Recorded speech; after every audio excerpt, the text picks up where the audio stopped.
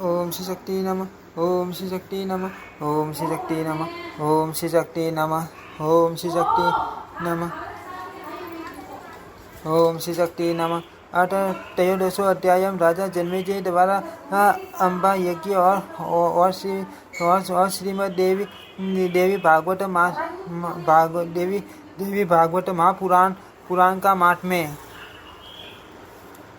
व्यास जी बोले, हे राजा, हे अनग, आपने मुझे जो पूछा था वह मैंने आपको बता दिया। जिससे पूर्व में नारायण ने महात्मा नारद से कहा था, महादेवी ये परम अद्भुत पुराण सुनकर मनुष्य करते करते हो जाता है और वह भगवती का प्रियतम हो जाता है। हे राजेंद्र, सूखी अपने पिता की दुर्गति के विषय में जानकर आप अत्यंत विषादग्रस्त हैं। अतः हे राजन, अब आप अपने पिता के उद्धार के निमित्त देवी यज्ञ कीजिए। आप विधि विधान के अनुसार माँ देवी के सर्वोत्तम मंत्र की दीक्षा ग्रहण कीजिए, जो मनुष्य जन्म को सार्थक कर देता है। जो मनुष्य जन्म को सार्थक कर देता है। सूर्य बोले, उसे सुनकर नरश्रेष्ठ जन्मेजय जी ने मुनीन्द्र व्यास से प्रार्थना करके उन्हीं से विधि पूर्वक देवी के पंडव संख्यक महामंत्र की दीक्षा ग्रहण की तत्पश्चात महाराज ने नवरात्रा के आने पर टॉमी आदि मुनियों को बुलाकर धन की कृपा किए बिना शीघ्रता पूर्वक अम्बा यज्ञ आरंभ कर दिया।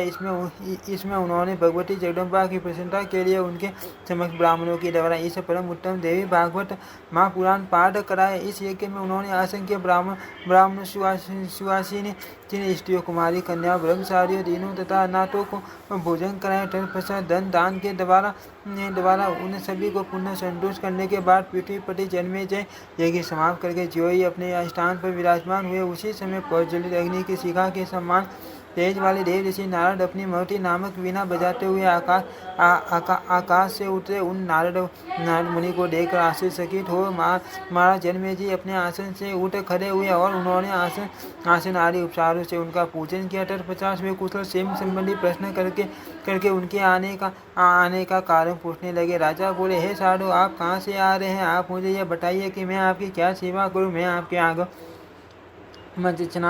चनाट और गिटाट हो गया हूँ। राजा यह बात सुनकर मुनि श्रेष्ठ नारद ने कहा, हे नरश्रेष्ठ, आज मैंने देवलोक में एक आश्चर्यजनक घटना देखी। उसी को बताने के लिए मैं विस्मित होकर आपके पास आया हूँ। अपने विपरीत कर्मों के कारण आपके पिताजी दुर्गति में पड़े हुए थे। वे अब दिव्य शरीर धारण करके शेष विमान पर चढ़कर शेष देवता तथा अप्सराओं से चारों ओर से बलिपाट स्तुत होते हुए मणि द्वीप को चले गए। इस देवी भागवत के सर्व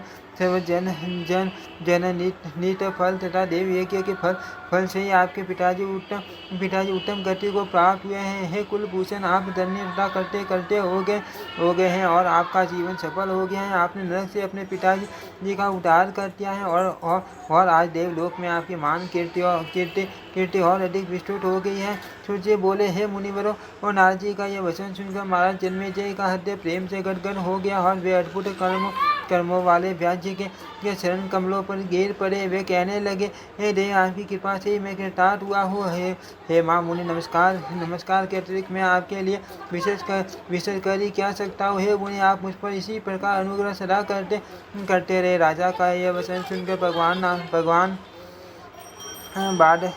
बादरायण व्यास ने अपने आश्चर्य वचनों से उनका अभिनंदन कर मधुर वाणी में कहा, हे राजन, सब कुछ त्याग करके आप भगवती के शरण कमलों की उपासना कीजिए और दर्शित होकर नित्य देवी भागवत पुराण का पाठ कीजिए। साथ ही नित्य आलस्य रहित होकर भक्तिपूर्वक देवी यज्ञ का अनुष्ठान कीजिए। उसके फल स्वरूप आप भवबंधन से अनायास से छूट जाएंगे। यद्यपि विष्णु पुराण तथा शिव पुराण आदि अनेक पुराण है, किंतु वे इस देवी भागवत पुराण की 16वीं कला की भी क्षमता नहीं कर सकते। यह देवी भागवत समस्त वेदों तथा पुराणों का सार स्वरूप है।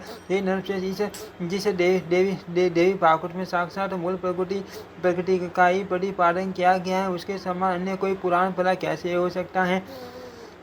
हे जन्मेजय, जिस देवी भागवत पुराण का पाठ करने से वेद पाठ के समान पुण्य प्राप्त होता है, उसका पाठ श्रेष्ठ विद्वानों को प्रयत्न पूर्वक करना चाहिए। उन नरश्रेष्ठ जन्मेजय से ऐसा कहकर मुनिराज व्यास चले गए। उसके बाद विमलात्मा, दौम्य आदि मुनि भी अपने अपने स्थान को चले गए। उन्होंने देवी भागवत की श्रेष्ठ प्रशंसा की। तदंतर संतुष्ट मन वाले महाराज जन्मेजय देवी भागवत पुराण का निरंतर पाठ तथा श्रवण करते हुए पृथ्वी का शासन करने लगे।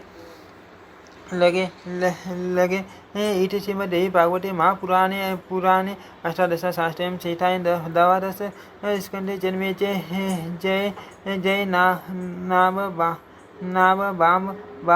वामकरण देवी भागवत श्रवण पूर्वक सभी पुत्र दार बंधन नाम 13 अध्याय। ओम श्री शक्ति नमः। ओम श्री शक्ति नमः। ओम श्री शक्ति